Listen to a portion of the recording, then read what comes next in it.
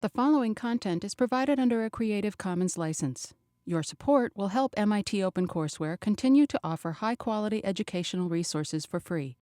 To make a donation or to view additional materials from hundreds of MIT courses, visit MIT OpenCourseware at ocw.mit.edu.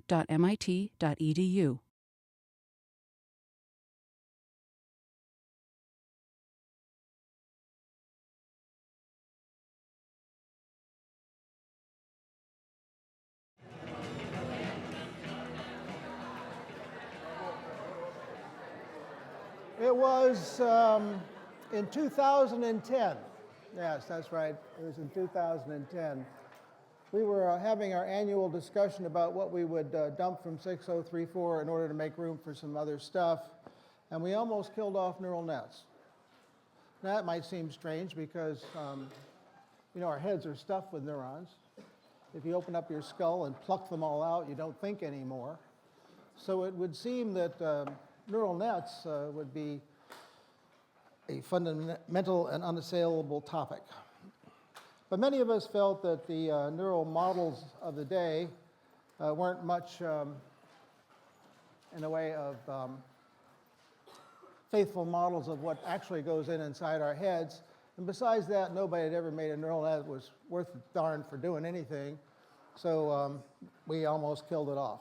But then we said, well, everybody would feel cheated if they take a course in artificial intelligence, don't learn anything about neural nets, and then they'll go off and invent them themselves and waste all sorts of time. So we kept the subject in.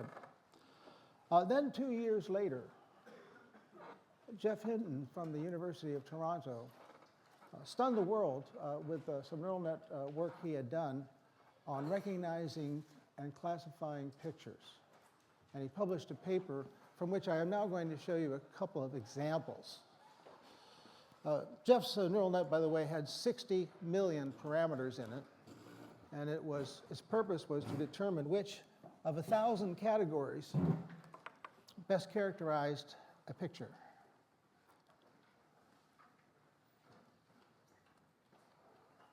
So there it is.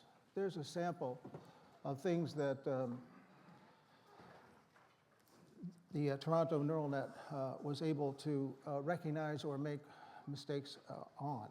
I'm going to blow that up a little bit. I think I'm going to look particularly at the example there labeled container ship. So what you see here is that the program returned its best estimate of what it was, ranked, first 5, according to the likelihood, the probability, or the certainty that it felt that a particular class was characteristic of the picture. And so you can see this one is extremely confident that it's a container ship. It also was fairly moved by the idea that it might be a lifeboat. Now, I'm not sure about you, but I don't think this looks much like a lifeboat, but it does look like a container ship. So if I look at only the best choice, it looks pretty good. Here are the other things that it did pretty well on. Got the right answer as the first choice, is this first choice. So over on the left, you see that it's decided that the picture is a picture of a mite. The mite is not anywhere near the center of the picture, but somehow it managed to find it. The container ship again. There's a motor scooter, a couple of people sitting on it, but it correctly characterized the picture as a motor scooter. And then on the right, a leopard, and everything else is a cat of some sort. So it seems to be doing pretty well. In fact, it does do pretty well. But anyone who does this kind of work has an obligation to show you some of the stuff it doesn't work so well on, or it doesn't get quite right. And so these pictures also occurred in Hinton's paper. So the first one is characterized as a grill, but the right answer was supposed to be convertible. Oh no, yes, yeah, right answer was convertible. In the second case, the characterization is of a mushroom, and the alleged right answer is agaric. Is that pronounced right? It turns out that's a kind of mushroom, so no problem there. In the next case, it said it was a cherry, but it was supposed to be a Dalmatian. Now, I think a Dalmatian is a perfectly legitimate answer for that particular picture, so hard to fault it for that. And in the last case, it didn't, the correct answer was not in any of the top 5. I'm not sure if you've ever seen a Madagascar cat, but that's a picture of one. And it's interesting to compare that with the first choice of the program, squirrel monkey. This is the two side by side. So in a way, it's not surprising that it thought that the Madagascar cat was a picture of a squirrel monkey. So pretty impressive. It blew away the competition. It did so much better that second place wasn't even close. And for the first time demonstrated that a neural net could actually do something. And since that time, in the 3 years since that time, there's been an enormous amount of effort put into neural net technology, which some say is the answer. So what we're going to do today and tomorrow is have a look at this stuff and ask ourselves why it works, when it might not work, what needs to be done, what has been done, and all those kinds of questions will emerge.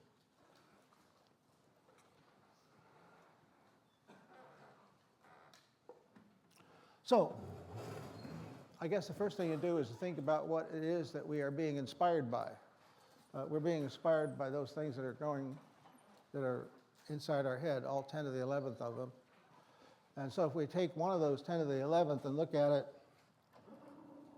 you know from 70 something or other approximately what a neuron looks like. And by the way, I'm going to teach you in this lecture how to answer questions about neurobiology with an 80% probability that you will give the same answer as a neurobiologist. Okay? So let's go. So here's a neuron. It's got a cell body. In there is a nucleus, and then out here is a long thingamajigger, which divides maybe a little bit, but not much, and we call that the axon. So then over here, we got this much more branching type of structure that looks maybe a little bit like so.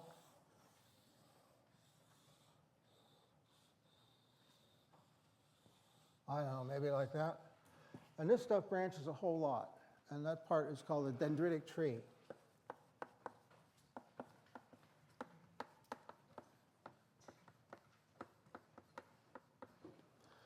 Now, there are a couple of things we can note about this, is that these guys are connected axon to dendrite. So over here, there'll be a so-called presynaptic thickening, and over here will be some other neuron's dendrite.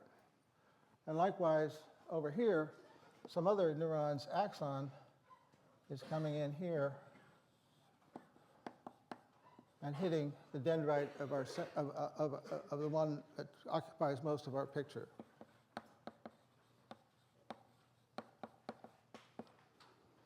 So if there's enough stimulation from this side in the axonal tree, or in the dendritic tree, then a spike will go down that axon. It acts like a transmission line. And then after that happens, the neuron will go quiet for a while as it's kind of recovering its strength. That's called the refractory period. Now, if we look at that connection in a little more detail, this little piece right here, it sort of looks like this. Here's the axon coming in. It's got a whole bunch of little vesicles in it. And then there's a dendrite over here. And when the axon is stimulated, it dumps all these vesicles into this inner synaptic space. For a long time, it wasn't known whether those things were actually separated. I think it was Ramon y Cajal who demonstrated that one neuron is actually not part of the next one. They're actually separated by these synaptic gaps. So, oh, there it is. How can we model that sort of thing? Well, here's what's usually done. Here's what is done in the neural net literature.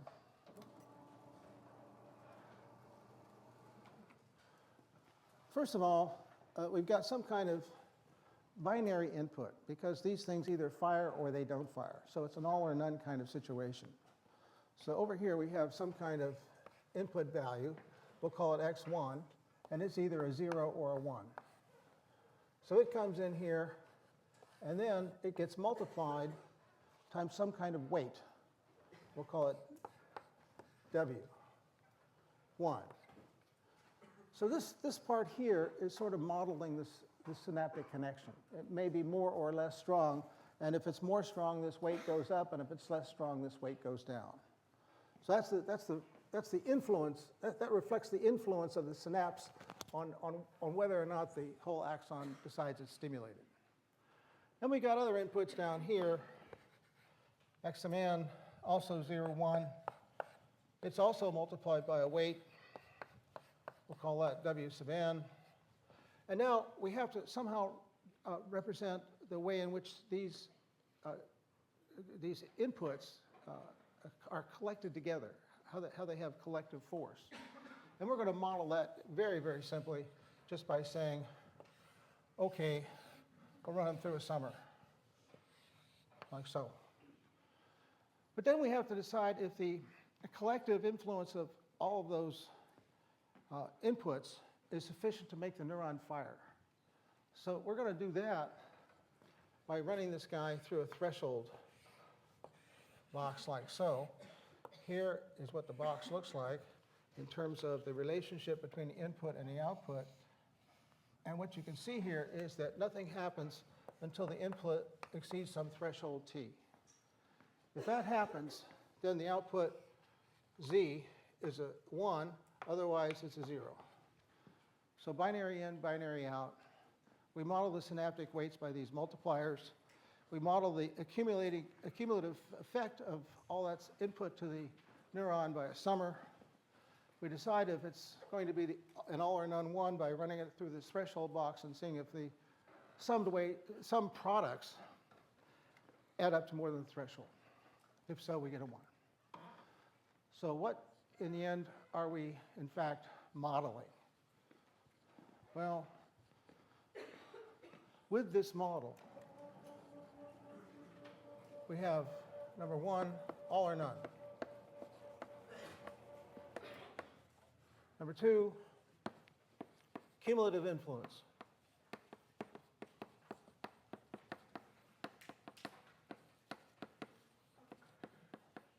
And number 3, oh, I suppose synaptic weight.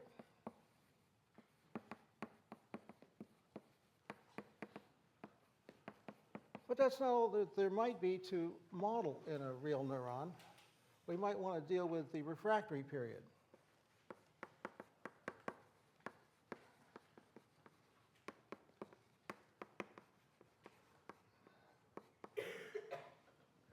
Not noted in these biological models that we build neural nets out of. We might want to model axonal bifurcation.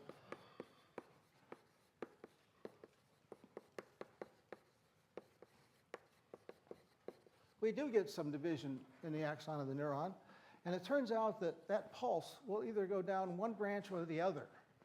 And which branch it goes down depends on electrical activity in the vicinity of the division. So these things might actually be fantastic coincidence detectors, but we're not modeling that. We don't know how it works. So axonal bifurcation might be modeled. We might also have a look at time patterns. See, what we don't know is we don't know if the timing of the arrival of these pulses in the dendritic tree has anything to do with what that neuron is going to recognize. Right? So there are a lot of unknowns here. And now I'm going to show you how to answer a question about neurobiology with 80% probability you'll get it right. Just say, we don't know. And that'll be with 80% probability what the neurobiologist would say. So this is a model inspired by what goes on in our heads. But it's far from clear if what we're modeling is the essence of why those guys make possible what we can do. Nevertheless, that's where we're going to start, that's where we're going to go. So we've got this model of what a neuron does. So what does a collection of these neurons do? Well, we can think of your skull as a big box full of neurons.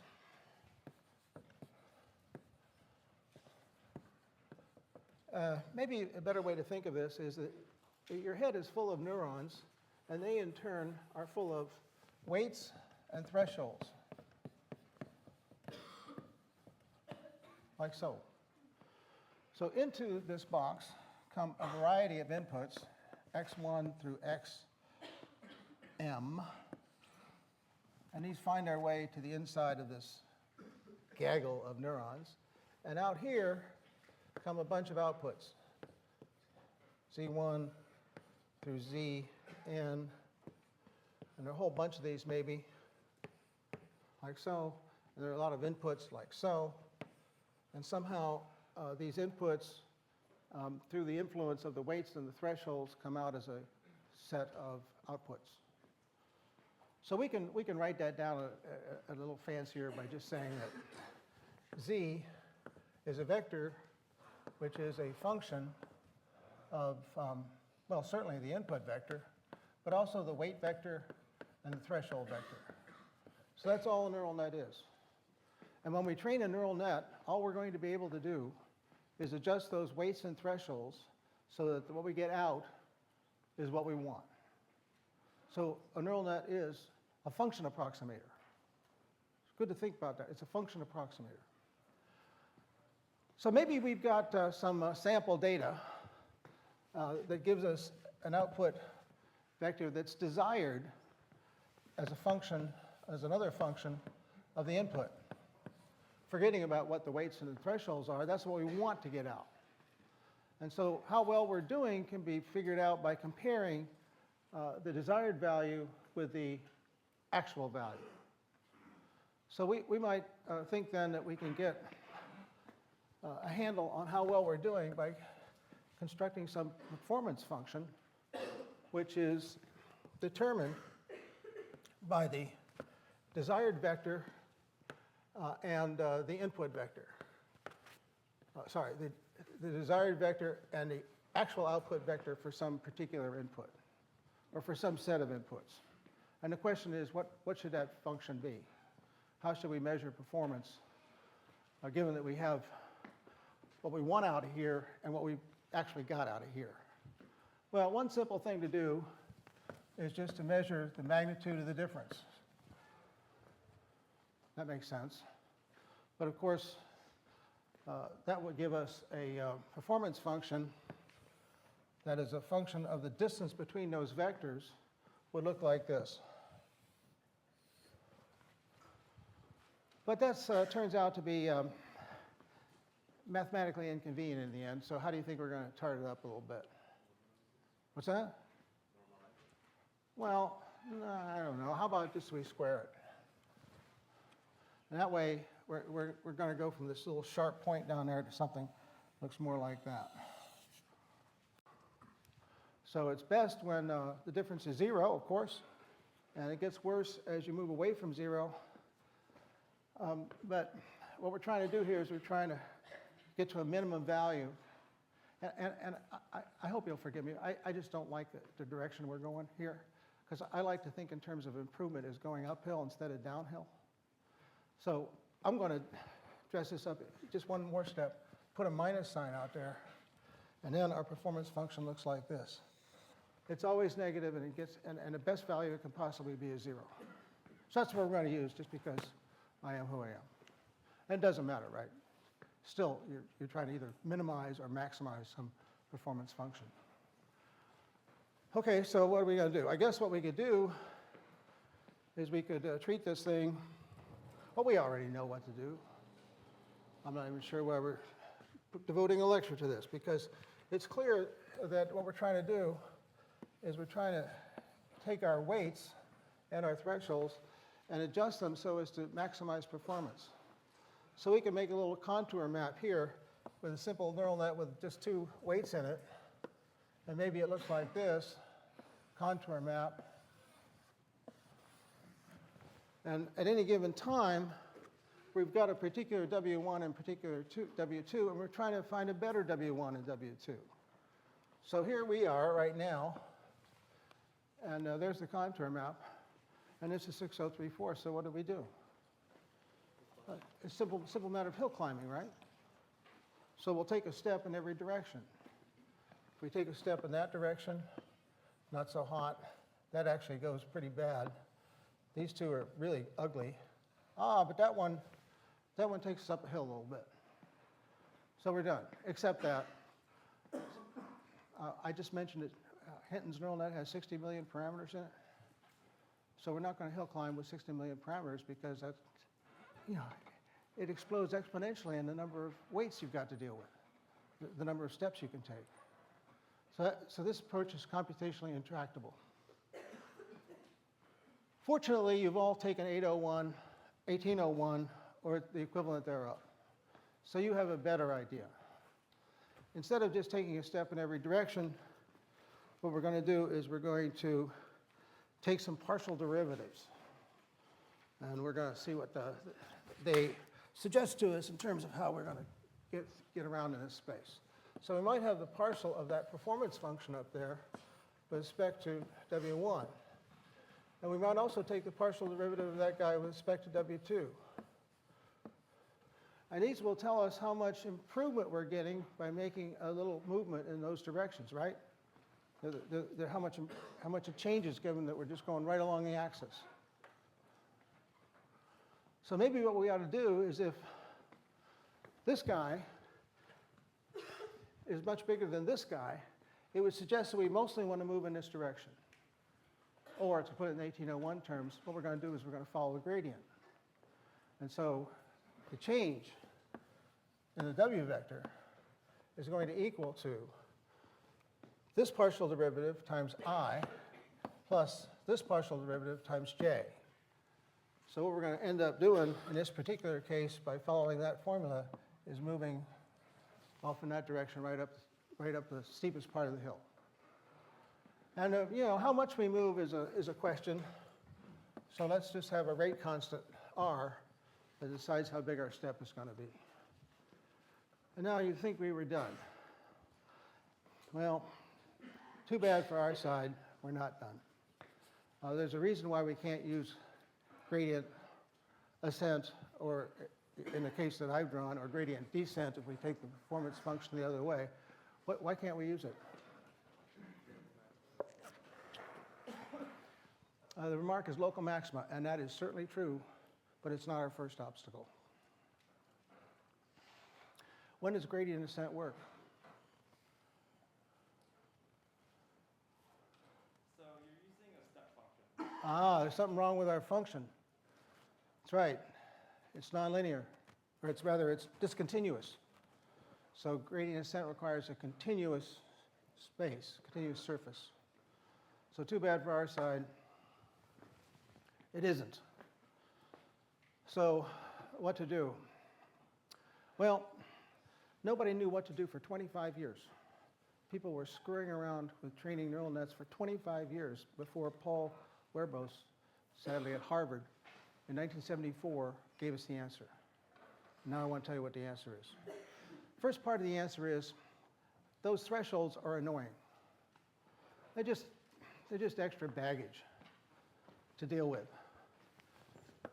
What we'd really like, instead of z being a function of x, w, and t, was we'd like c prime to be a function f prime of x and the weights. But we got to account for the threshold somehow. So here's how you do that. What you do is you say, let us add another input to this neuron. And it's going to have a weight W0. All right? And it's going to be connected to an input that's always -1. You with me so far? We're just going to add another. Now what we're going to do is we're going to say, let W0 equal T. What's that do to movement of the threshold? What it does is it takes that threshold and moves it back to 0. So this little trick here takes this pink threshold and redoes it so that the new threshold box looks like this. Right? Think about it. If this is t, and this is -1, then this is minus t, and so this thing ought to fire if the sum is over 0. So it makes sense. And it gets rid of the threshold thing for us. So now we can just think about weights. But still, we've got that step function there, and that's not good. So what we're going to do is we're going to smooth that guy out. So this is trick number 2. Instead of a step function, we're going to have this thing we lovingly call a sigmoid function, because it's kind of got an S-type shape.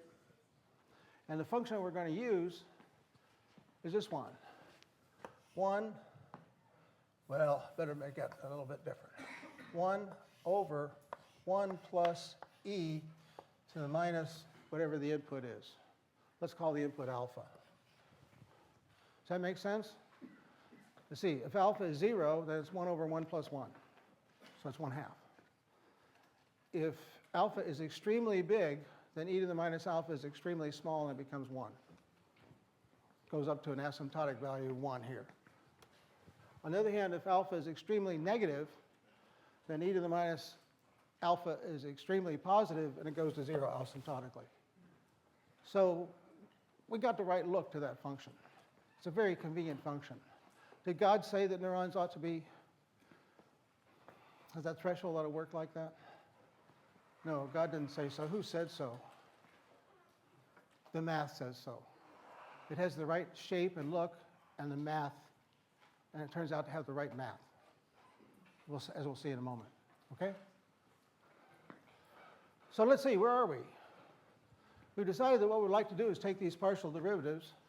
We noted that it was awkward to have those thresholds, so we got rid of them. And we noted that it was impossible to have the step function, so we got rid of it.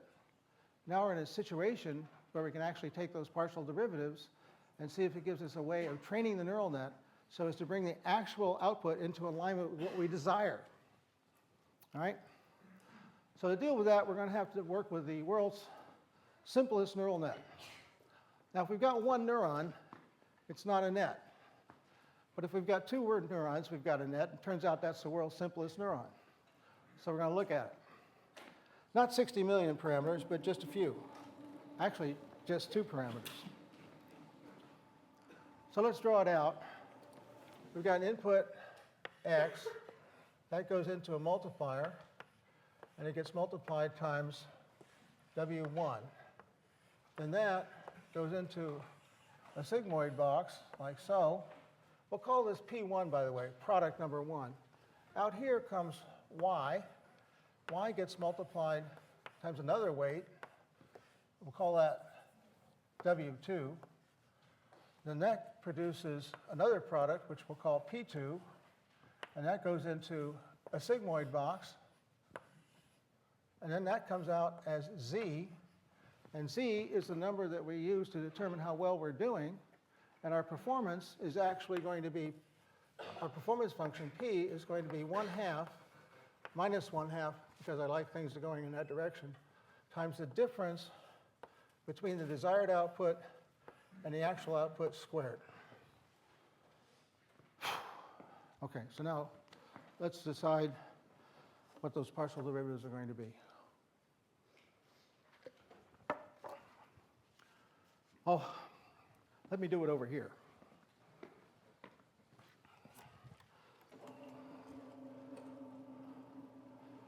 So what are we trying to compute? Partial of the performance function P with respect to W2. Okay. Well, let's see. You know, we're trying to figure out how much this wiggles when we wiggle that. Right?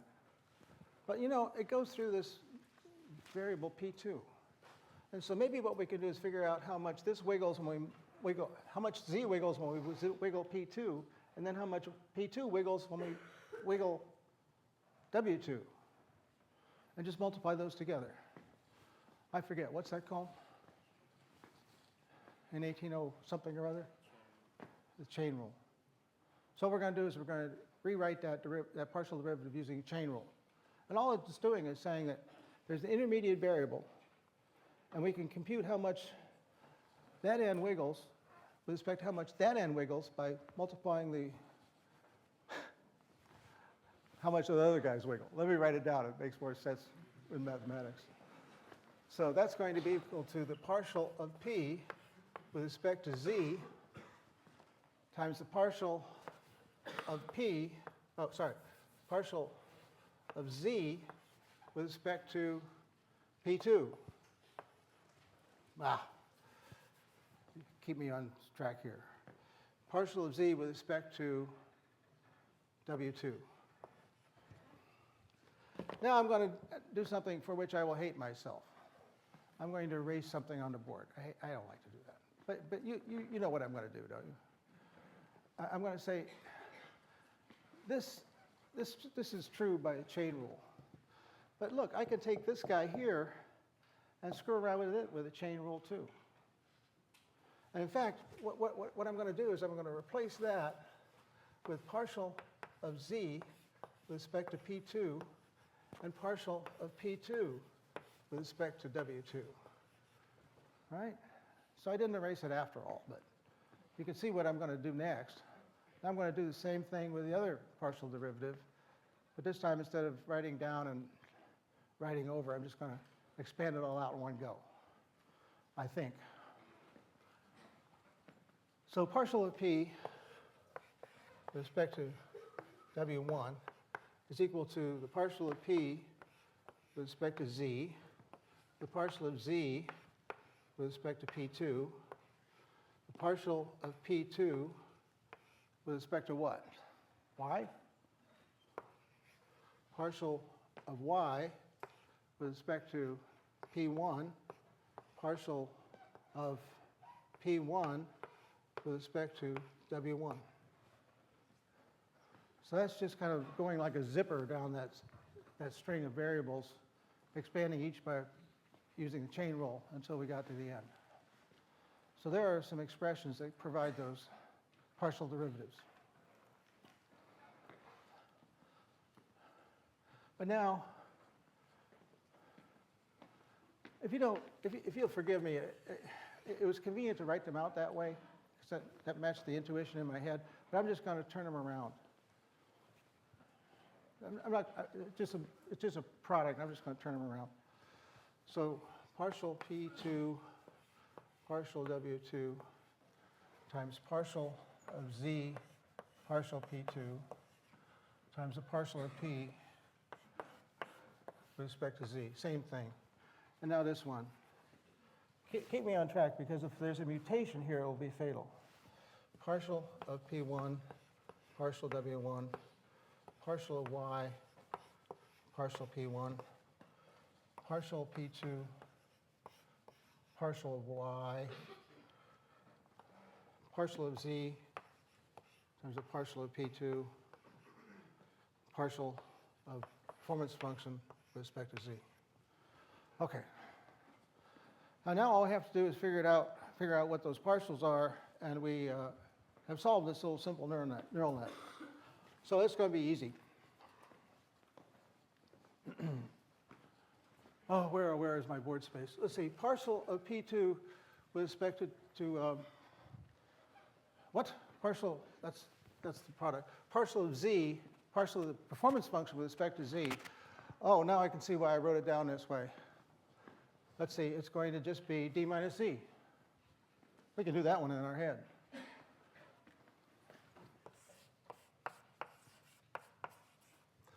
What about the partial of P2 with respect to W2? Well, P2 is equal to Y times W2, so that's easy. That's just Y.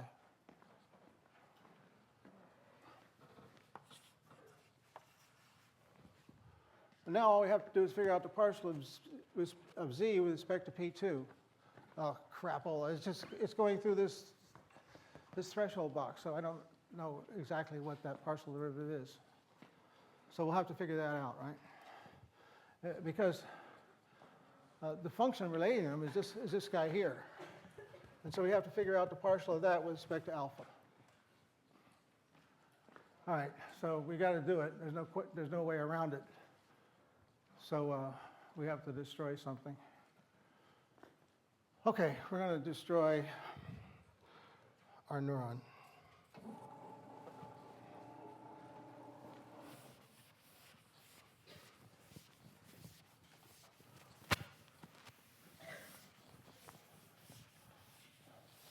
So the function we're dealing with is, we'll call it beta, is equal to 1 over 1 plus e to the minus alpha. And what we want is the derivative with respect to alpha of beta, and that's equal to d by d alpha of, you know, I can never remember those quotient formulas, so I'm going to rewrite it a little different way. I'm going to write it as 1 minus e to the minus alpha to the minus 1. Is that all right? Because I can't remember the formula for differentiating a quotient. Okay, so let's differentiate it. So that's equal to 1 minus alpha, 1 minus e to the minus alpha to the minus 2. And we got that minus comes out of that part of it. Then we got to differentiate the inside of that expression. And when we differentiate the inside of that expression, we get e to the minus alpha. Yeah. That should be 1 plus e. Oh yeah, sorry, thank you. That was one of those fatal mistakes you just prevented. So it's 1 plus. That's 1 plus here too. Okay, so we've differentiated that. We've turned that into a minus 2. We brought the minus sign outside. Then we're differentiating the inside. The derivative of an exponential is an exponential. Then we got to differentiate that guy, and that just helps us get rid of the minus sign we introduced. So that's the derivative. I'm not sure how much that helps, except that I'm going to perform a parlor trick here and rewrite that expression thusly. I'm going to say that's going to be e to the minus alpha over 1 plus e to the minus alpha times 1 over 1 plus e to the minus alpha. That okay? I've got a lot of nodding heads here, so I think I'm on safe ground. But now I'm going to perform another parlor trick. I'm going to add 1, which means I also have to subtract 1. All right? That's legitimate, isn't it? So now I can rewrite this as 1 plus e to the minus alpha over 1 plus e to the minus alpha minus 1 over 1 plus e to the minus alpha times 1 over 1 plus e to the minus alpha. Any high school kid could do that. I think I'm on safe ground. Oh, wait. This is beta. This is beta. Oh, sorry, wrong side. Better make this beta. And this 1, any high school kid could do it. Okay. So what we've got then is that this is equal to 1 minus beta times beta. That's the derivative. And that's weird because the derivative of the output with respect to the input is given exclusively in terms of the output. Strange. Doesn't really matter, but it's a curiosity. And what we get out of this is that that partial derivative there, that's equal to, well, the output is P2. No, the output is Z, so it's Z times 1 minus Z. So whenever we see the output derivative of one of these sigmoids with respect to its input, we can just write the output times 1 minus the output, we've got it. So that's why it's mathematically convenient. It's mathematically convenient because when we do this differentiation, we get a very simple expression in terms of the output. We get a very simple expression, that's all we really need. So, would you like to see a demonstration? This is a demonstration of the world's smallest neural net in action.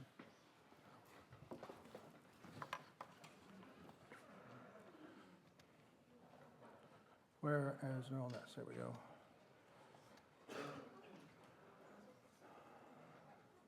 So here's our neural net, and what we're going to do is we're going to train it to do absolutely nothing. What we're going to do is train it to make the output the same as the input. Not what I'd call a fantastic leap of intelligence, but let's see what happens.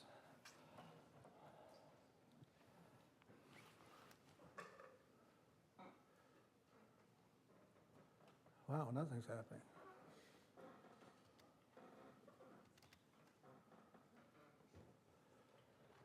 Well, it finally got to the point where the maximum error, not the performance, but the maximum error went below a threshold that I had previously determined.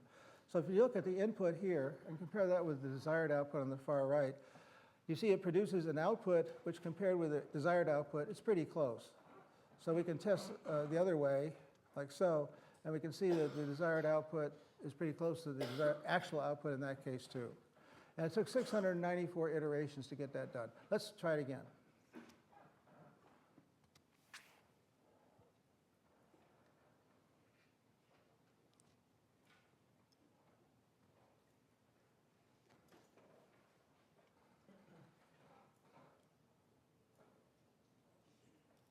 Oh, to 823. Of course, this is all a consequence of just starting off with random weights. By the way, if you started off with the weights, all the weights being the same, what would happen? Nothing, because they'd always stay the same. So you've got to put some randomization into the beginning. So that took a long time. Maybe the problem is that our rate constant's too small. So let's crank up the rate constant a little bit and see what happens. Ah, that was pretty fast. Let's see if it was a consequence of random chance. Run. No, it's pretty fast there, 57 times, 57 iterations.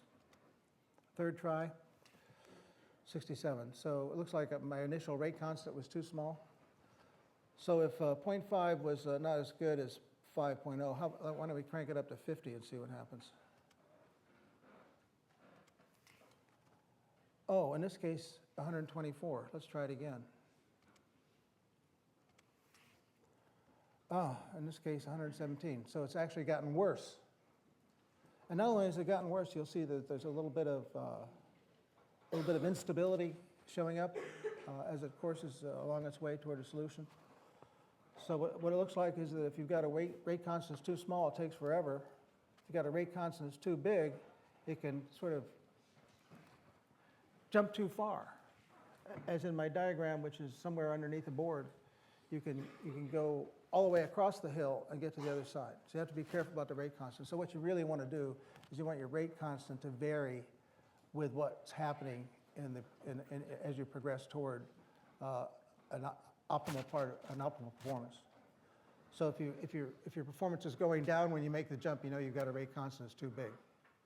If your performance is going up when you make a jump, maybe you want to increase it, bump it up a little bit until it doesn't look so good. Okay, so is that all there is to it? Well, not quite, because this is the world's simplest neural net, and maybe we ought to look at the world's second simplest neural net. Let's call this, let's call this X. What we're going to do is we're going to have a second input, and I don't know, maybe this is screwy, but I'm just going to use color coding here to differentiate between the two inputs and the stuff they go through.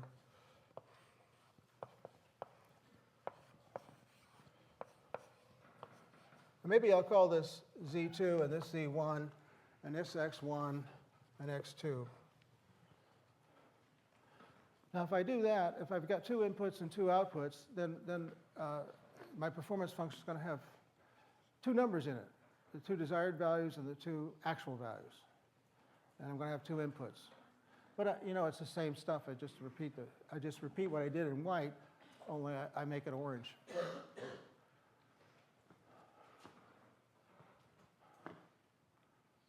Oh, but what happens if I do this?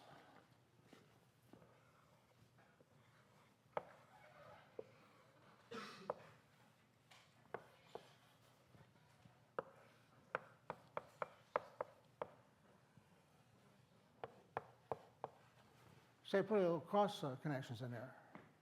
So these two streams are going to interact. And then there might be some, you know, this Y can go into another multiplier here and go into a summer here. And likewise, this Y can go up here and into a multiplier like so. And there are weights all over the place.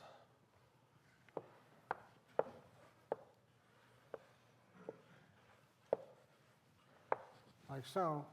This guy goes up into here. And now what happens? Now we've got a disaster on our hands because there are all kinds of paths through this network. And you can imagine that if this was not just 2 neurons deep, but 3 neurons deep, what I would find is expressions that look like that, but you know, you could go this way and then down through here and out here. Or you could go this way and then back up through here. So it looks like there is an exponentially growing number of paths through that network. And so we're back to an exponential blow up, and it won't work.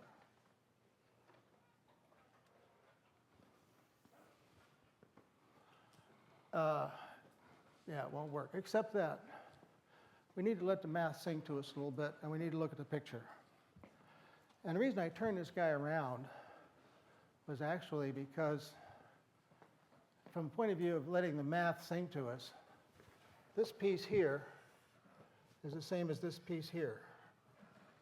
So part of what we needed to do to calculate the partial derivative with respect to W1 has already been done when we calculated the partial derivative with respect to W2. And not only that,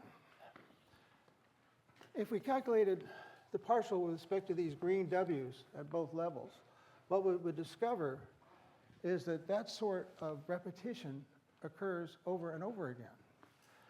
And now, I'm going to try to give you an intuitional idea of what's going on here, rather than just write down the math and salute it. And here's the way to think about it from an intuitional point of view. Whatever happens to this performance function that's back of this row, or back of these P's here, the stuff over there can influence P only by going through, can influence performance only going through this column of P's. And there's a fixed number of those. So it depends on the width, not the depth of the network. So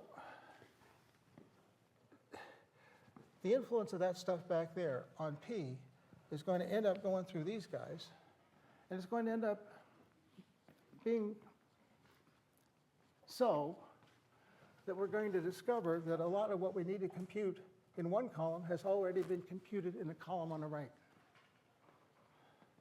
So it isn't going to explode exponentially, because the influence, let me say it one more time, the influence of changes, the influences of changes in P on the performance is all we care about when we come back to this part of the network. Because this stuff cannot influence the performance except by going through this column of P's. So it's not going to blow up exponentially. We're going to be able to reuse a lot of the computation. So it's the reuse principle.